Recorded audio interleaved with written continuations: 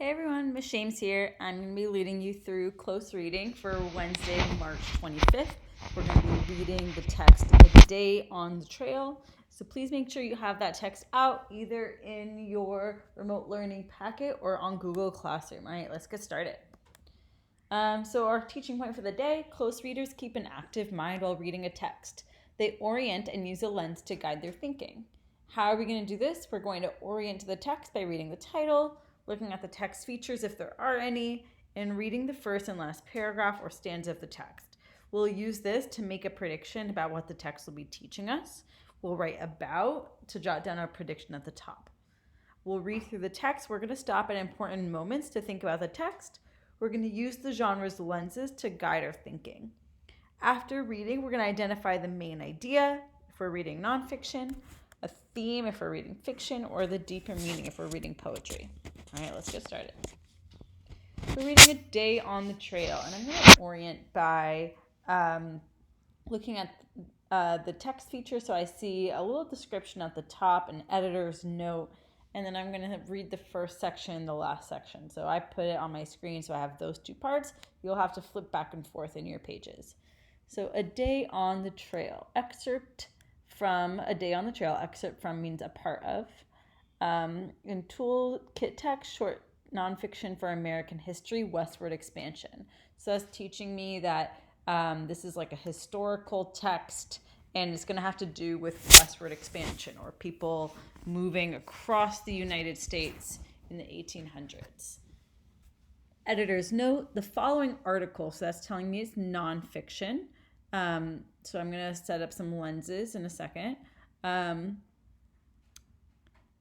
Where was I? The following article describes a typical day on the California Trail.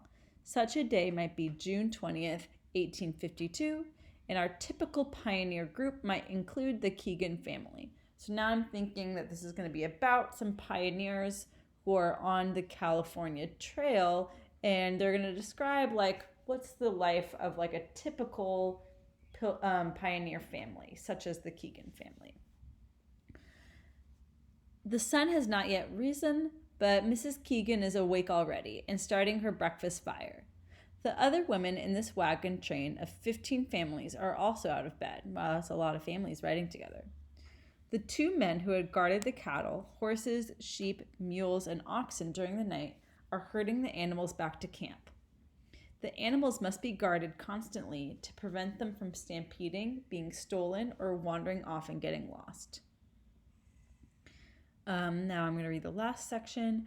Dinner is coffee, milk, pickles, fresh bread with butter, and bacon. That doesn't sound like a very appetizing dinner. After dinner, the leader of the train and tomorrow's scouts study their guidebooks and discuss possible camping spots and river crossings. Joe listens to stories at one campfire. Meg and her friends sing hymns at another. Finally, the bone-tired travelers enter their tents, and the night herders ride off to work. A wolf howls into the darkness. Tomorrow will be much like today, a mixture of monotony, hard work, and new adventures. So I'm thinking this text is going to be describing like what it's like to be on the California Trail during westward expansion and just like what was their day-to-day life like. So I said about a family's day and experience on the California Trail. And I also set up some nonfiction lenses. This is what we're going to be thinking about as we're reading. Main idea and details, text structure, author's point of view, part to part, and part to whole. All right, now let's read the text start to finish. A Day on the Trail, excerpted from A Day on the Trail by Jerry Miller in Toolkit Text, short nonfiction for American history, westward expansion. Editor's note. The following article describes a typical day in the California Trail. Such a day might be June 20th, 1852, and our typical pioneer group might include the Keegan family. The sun has not yet risen, but Mrs. Keegan is awake already and starting her breakfast fire. The other women in this wagon train of 15 families also are out of bed. The two men who had guarded the cattle, horses, sheep, mules, and oxen during the night are herding the animals back to the camp. The animals must be guarded constantly to prevent them from stampeding, being stolen, or wandering off and getting lost. By the time the sun comes up, the rest of the travelers are also awake. Breakfast consists of coffee, milk, bacon, and biscuits. After eating, it's time to clean up. Milk the cows, repack the wagon, and harness the teams. The two men who will serve as today's scouts and hunter ride off on their horses. So it sounds like they're just describing a lot of like the tasks that the pilgrims had to, or sorry, the pioneers had to complete. And it sounds like they have to do some mundane tasks. I put the word mundane because I thought it would be a good vocabulary word for you guys to have, and that means like boring or simple. And I also noticed that they're depending a lot on animals. They have the oxen, the cattle, the horses, the sheep. They're really in a symbiotic relationship with them. Whips crack, mules bray, oxen low, and the day's march begins. Mr. Keegan walks beside the family's team of 6 oxen. 9-year-old Joe Keegan and his 12-year-old sister Meg also walk. Mr. Keegan's brother Ezra rides the family's saddle horse as he herds the train's cattle and sheep. Mrs. Keegan rides in the wagon with 3-year-old Helen. Except for mule drivers, only small children, sick people, or women caring for them ride in wagons. The 4x10-foot wagon beds already are piled high with enough food for a 6-month trip, plus tools, furniture, cooking, supplies, clothes, medicine, family heirlooms, and every other necessity. The Keegan's wagon also consists of a butter churn filled with cream from the morning milking. Each day, the wagon's jolting turns the cream into butter. So it sounds like the wagon is really packed for like a long trip. Like they put a lot of things in that wagon. So the wagon carries a lot. They're prepared for a long trip. They're probably going a pretty long distance. The prairie is flat but rough, and riding in a wagon is uncomfortable. It is better to walk alongside the oxen. They move at a steady 2 miles an hour, making it easy to keep pace. Walkers can enjoy exploring the prairie dog villages or strange rock formations along the trail. Today, the Keegans are thrilled by the sight of Chimney Rock rising high above the prairie, but they also pass several wooden crosses making fresh graves. Seeing the graves brings chills to Mrs. Keegan. What if her husband dies on this trip? What if she, like so many others before her, has to leave a child in one of those lonely graves? There's no doctor on the trip and no cure for deadly cholera.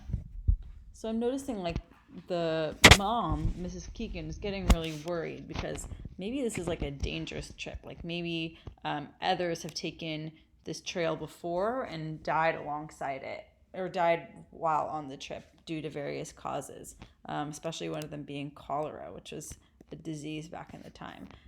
So I wrote, trip is dangerous. Mrs. Keegan worried about family members dying on the trip. Let's keep going. Sorry, I spelled Mrs. Keegan wrong. After 5 hours spent covering 10 miles, it is time for the noon break. Lunch is the same as breakfast, except for some fresh greens Meg picked on the prairie.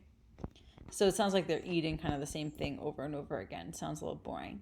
Suddenly, 12 Sioux Indians frighten everyone by riding into camp, demanding to be fed. The wagon train is crossing their land, and they intend to collect a toll, coffee, bacon, and bread. Mrs. Keegan and the other women hurry to feed the Indians while Joe and Meg stare in wonder.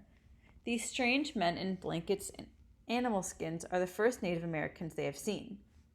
So my note for this section was that they interact with Native Americans on the road and they're a bit scared of them. Like they seem different. They've probably heard stories from other travelers about Native Americans, and maybe they're a bit scared. 2 hours after they stop, the people and animals begin their march again. It is hot and dusty. Everyone is tired. Joe, daydreaming about dinner, hopes there will be antelope or bison to eat instead of bacon. But that is not likely. The men do not have any experience hunting on the prairie. Besides, wild animals have started to avoid the heavily traveled trail. Maybe on Sunday's half-holiday from travel, his mother will put some beans on to cook during the preaching. Everyone likes beans, but they take a long time to cook, and fuel is scarce. Sounds like they don't have a lot of materials. Like, they want more food, they want better food, and they says fuel is scarce too. So that's like how they cook their food. So having a shortage of food, travelers are tired and in an unfamiliar place. Let's keep reading. After another 8 miles, it's time to camp for the night. The wagons are set up in a circle, forming a temporary corral for the livestock. The horses are unhitched and unharnessed. Meg and Joe hurry to gather buffalo chips. This dry manure is used as fuel because there is seldom any wood to be found on the prairie. The men feed and water the animals and check their hooves. If the wagon train is to reach California, its animals must be well cared for. The women walk to a nearby stream and wash themselves, the children in some clothing and diapers. So I think this paragraph is mostly describing like what did the pioneers do to get ready for the evening. So they're preparing for the night. Dinner is coffee, milk, pickles, fresh bread with butter and bacon.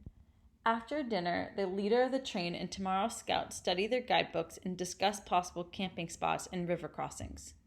Joe listens to stories at one campfire. Meg and her friends sing hymns at another. Finally, the bone-tired travelers empty their tents, and the night herders ride off to work. A wolf howls in the darkness.